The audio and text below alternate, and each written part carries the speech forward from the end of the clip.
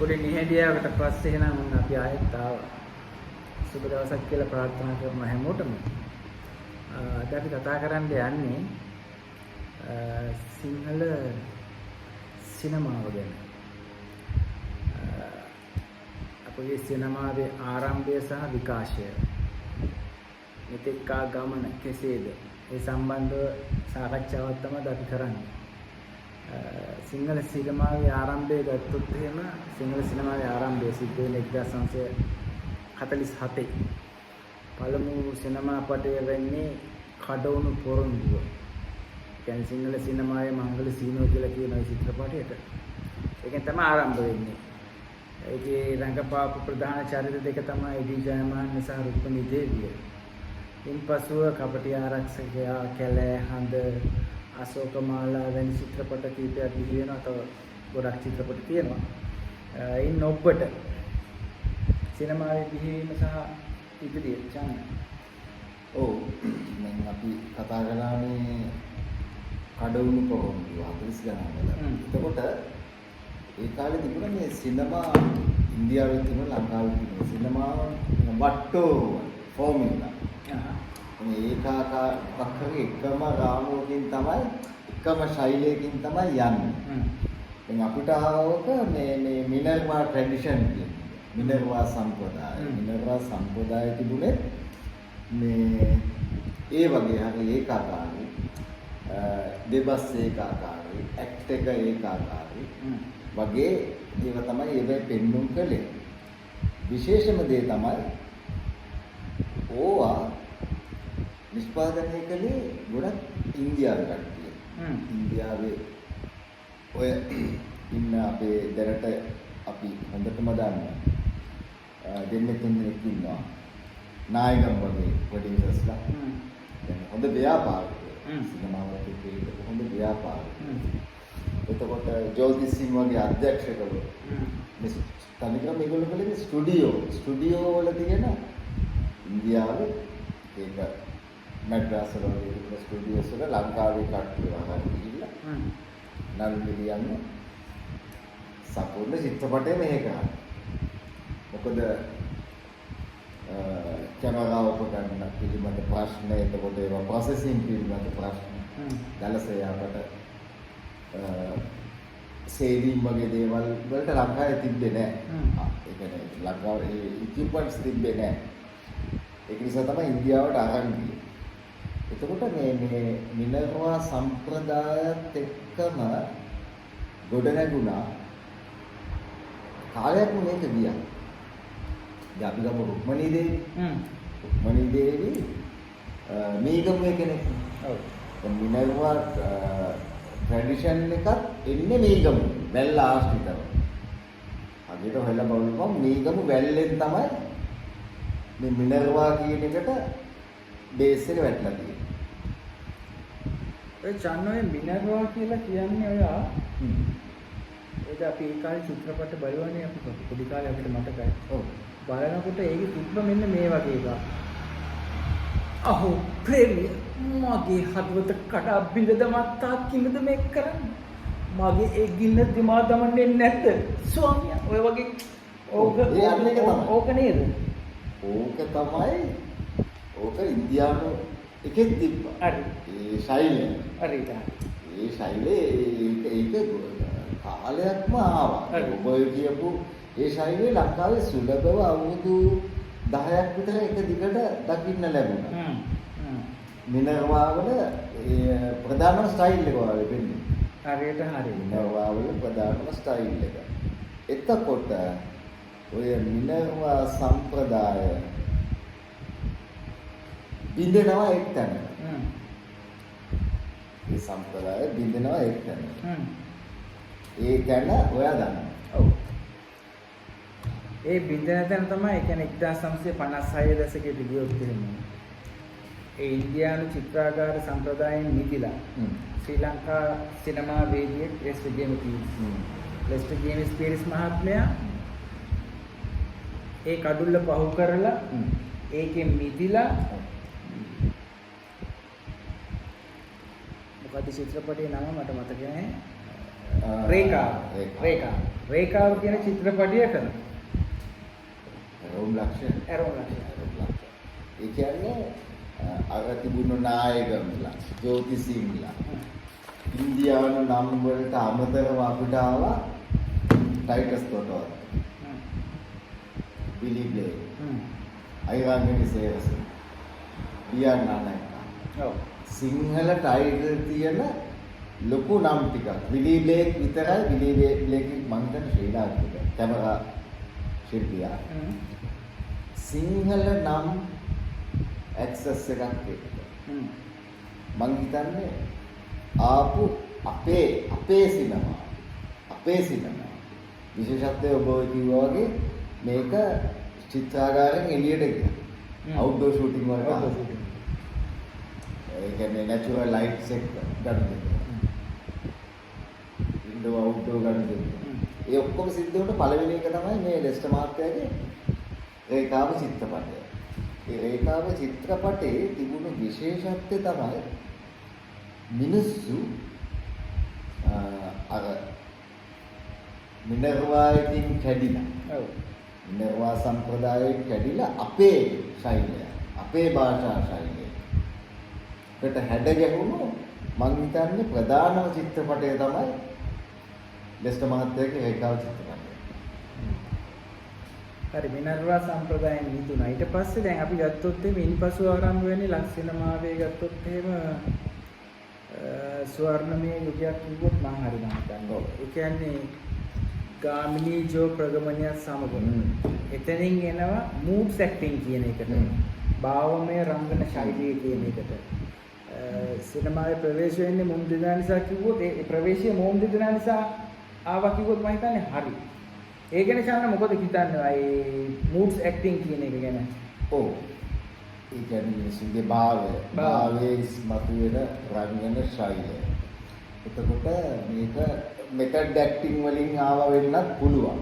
විකාශනය මෙතඩ් එකකින් ආවත් පුළුවන්. ඒ කියන්නේ සනිස්ලාව්ස්කි ඉදිරිපත් කරපු ඒක වෙන්න පුළුවන්. හැබැයි ගාමිණී වංශයක මහත්මයාට තිබුණ විශේෂ කුසලතාවය රංගනයේදී විශේෂ හැකියාවක් දක්වනවා. ඔහුගේ දෙබස් සහ ඔහුගේ ඉබිල හැසිරීම විලාසයේදී භාවයේ මූඩ් එක කියන්නේ මේ භාවයේ හොද්දටම ස්ටඩි කළාම රඟපාපු කෙනෙක්. උදාහරණයක් හැටියට මාලන් බ්‍රැන්ඩෝ ගන්න.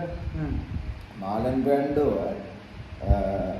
The Godfather ෆිල්ම් එකට ෆ්‍රැන්සිස් කපෝලා තෝර ගන්නෙම ඒ ඔහුගේ තිබුණු භාවය.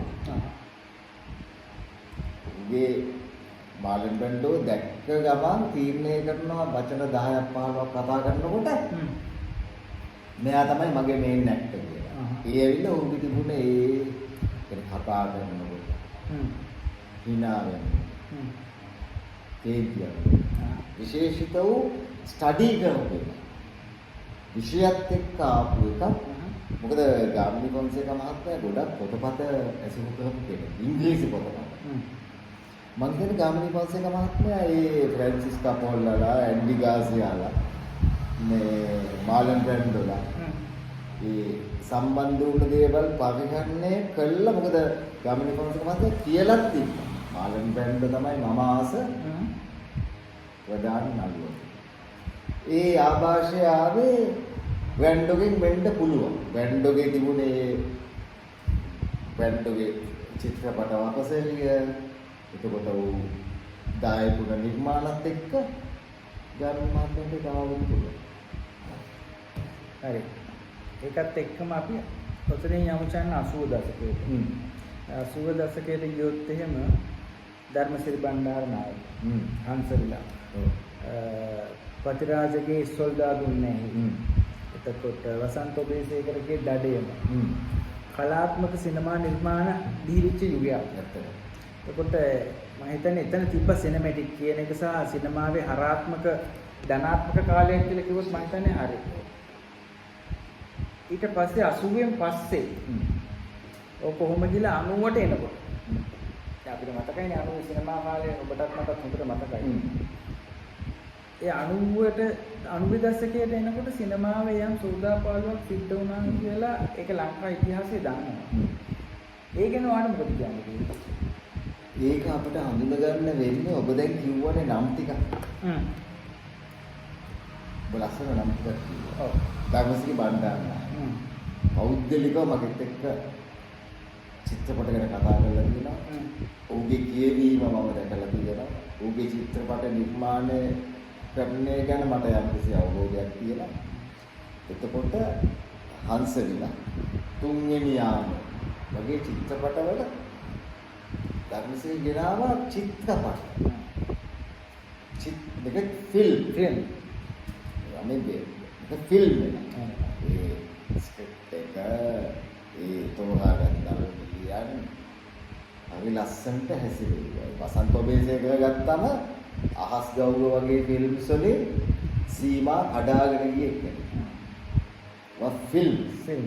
එතකොට දඩයම ස්වර්ණ මල්ලවාගච්චි ගැන කියනකොටම මතක් වෙන්නේ දඩයම.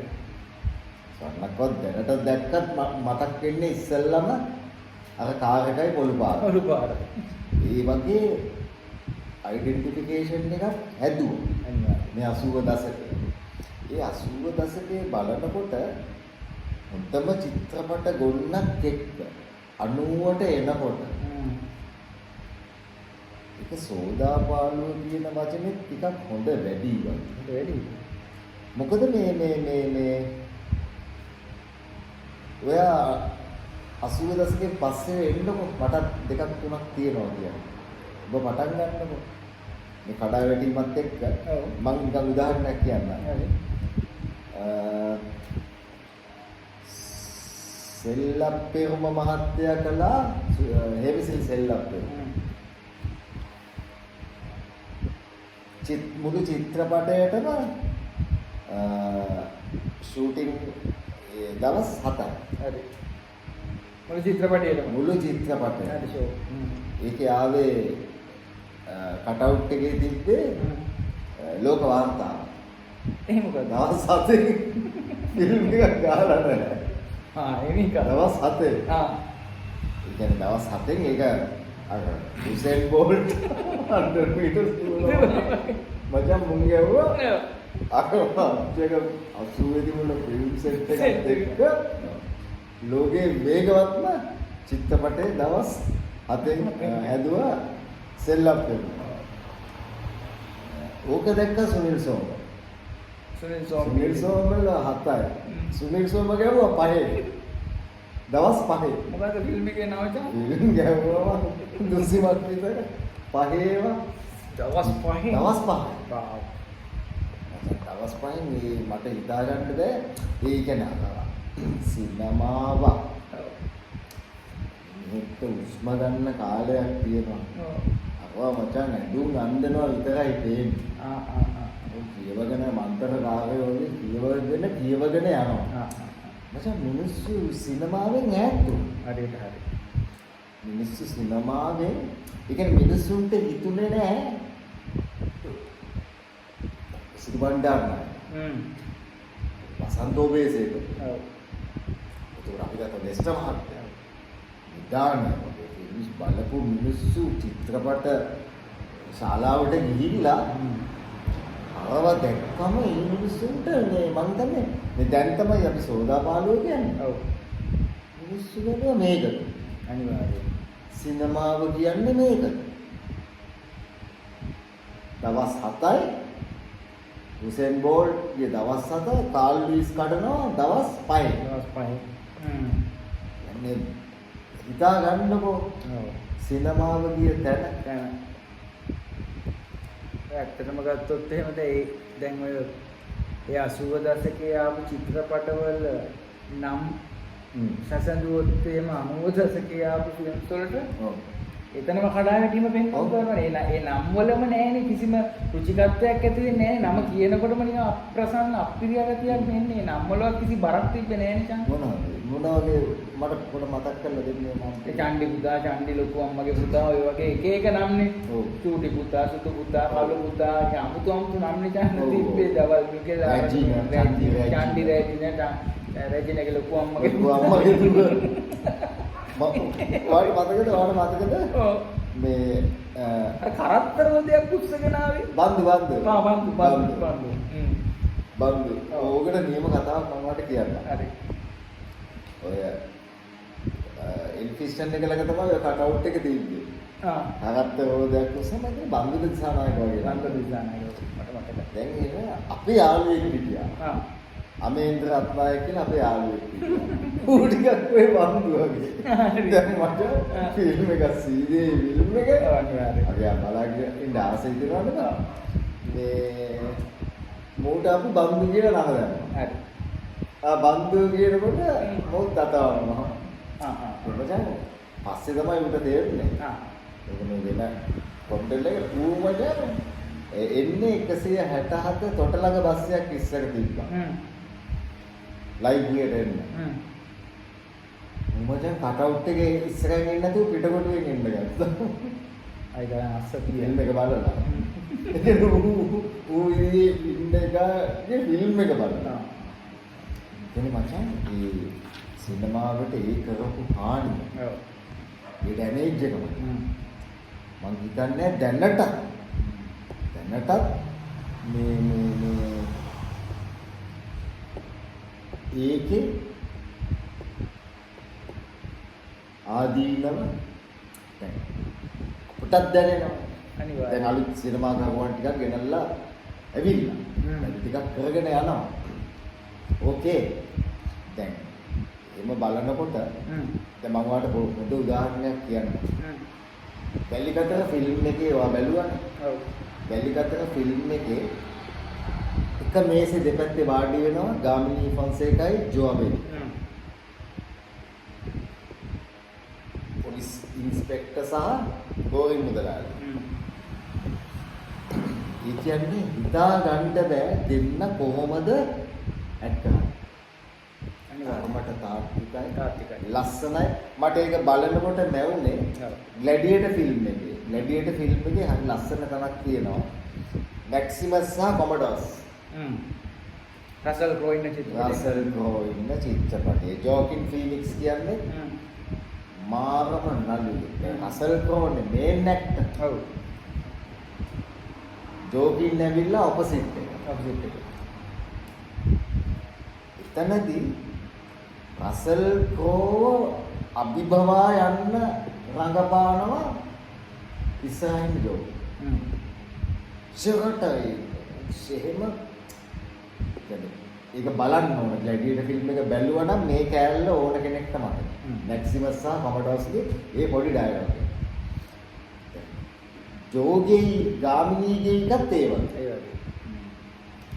ගාමිණී නළුවා වුණාට ජෝ දෙන උත්තර ටිකත් එක්ක ඒ ජෝගේ කියන එක්ස්ප්‍රෙෂන්ස් එක්ක සමාන දැන්වල ගාමිණීකට එච්චරට සාර්ථකයි චිත්‍රපටය.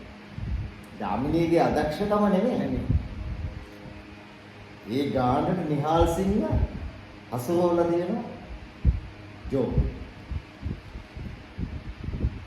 අපි දැනකට ආවේ චන්ද දැන් ජෝ ගැන කතා වුණානේ. ජෝ ගැන කතා වුණාම ජෝ කියන නළුවා ඇත්ත වශයෙන්ම කිව්වොත් එහෙම විකට නළුවෙක් වශයෙන් රංගනීට පිවිසෙන්නේ. ඔහුගේ විකට ප්‍රහසන ඒ පැත්ත බැලුවත් විකට උපරිමයි. ඔව්. ඒක දෙකක් නෑ. ආයි ඉතින් ඒ විකට ඒ රංගනයන් තව කෙනෙකුට හිතලා කරන්න පුළුවන් එකකුත් නෙමෙයි. එතකොට ඔහුගේ භාවමය පැත්තකුත් තිබ්බනේ. ඔව්. ඒ පැත්තත් උපරිමයි. ඔව්. ඒ ඉදිරිපත් කිරීම. ඔව්. දැන් මේ ඔක්කොමත් එක්ක මේ අපි මේ සිනමාවක් සම්බන්ධව කතා කරලා අපි මේ මාතෘකාව කතා කරන්නේ. ඔව්. මෙතනින් උඩට ලෝක සිනමාවක් කරා ගමන් කරන්නේ අපේ මේ අදහස තියෙන්නේ එතනනේ. අපිට අවශ්‍ය වුණේ එතෙන්ට එන්න. මේ අපි මේ දැන් මේ සිංහල සිනමාව ගැන කතා කරන්න ගියොත් තව ගොඩාක් දේවල් තියෙනවා අපිට කතා කරන්න. නමුත් අපිට ඕන උනේ මේක ප්‍රවේශයක් කරගෙන ලෝක සිනමාවට ගිහින් ලෝක සිනමාවේ ඉන්න එක්තරා චරිතයක් ගැන කතා කරන්න අපේ මේ වෑයම. ඔය ඒ තමයි අපි අපේ වැඩසටහනක අපි මේ කිව්වා. අපි කතා කරන්නේ මේ සම්බන්ධව කියලා. නමුත් අපි පොඩ්ඩක් ඒක ස්කිප් කරලා මෙතෙන්ට එන්න සිද්ධ වුණා. ඒ තමයි ලෝක සිනමාවේ ප්‍රධාන නළුවෙක් කවුද? ටොම් හැන්ක්ස්. කෙනේ භාවමය ප්‍රතිභාවක් සහිත මට පොඩි අවස්ථාවක් මේ රුක්මන් අපිට අමතක කරන්න බෑ. ඔව්. ගාමිණී ජෝ කියපුවම ඔව්. මාලනී ෆොන්සේකා. අනිවාර්යයෙන්. මාලනී ෆොන්සේකා කියන්නේම මාලනී ෆොන්සේකා. අනිවාර්යයෙන්. ලෝකෙ. අනිවාර්යයෙන්. يعني වෙන ආදේශික නැහැ. නෑ. මට වාසනාව ලැබුණා ඈත් එක චිත්‍ර නාට්‍යයකට සම්බන්ධ වෙන්න. මම මගේ පොඩි කියවීමක් තියෙනවා මාළනියක් ගැන. හරි පිරුණු මිනිස්සු. මාළනියක් කියන්නේ හරි පිරිච්ච මිනිස්සු. කියන්නේ දෙකට පොතපත කියවලා, ෆිල්ම්ස් බලලා. අනිත් ඒගොල්ලගේ බ්ලඩ් එක්කම තිබුණා වෙන එකක් මාළනියක් කියන්නේ. දැන් ওই ජෝලගේ ගාමිණීකට තිබෙත් ඒක. මාළනියක් සාමාන්‍යයෙන් අවශ්‍ය දේ විතරයි කතා කරන්නේ. අනවශ්‍ය දේවල් කතා කරන්නේ. මොකද මාළනියක්වත් මේ අපේ සිනමාව ගැන කතා කරන ඒ පොත ඇතුලේ ප්‍රධාන ජෝ ගාමිණී මාළනී ටෝනි ඉන්නවනේ. අනිවාර්යයෙන්. මාළනියක්ක ඉතේ ඉතාමත් විශිෂ්ටයි. ඒකයි මට කියන්න ඕන කරලා.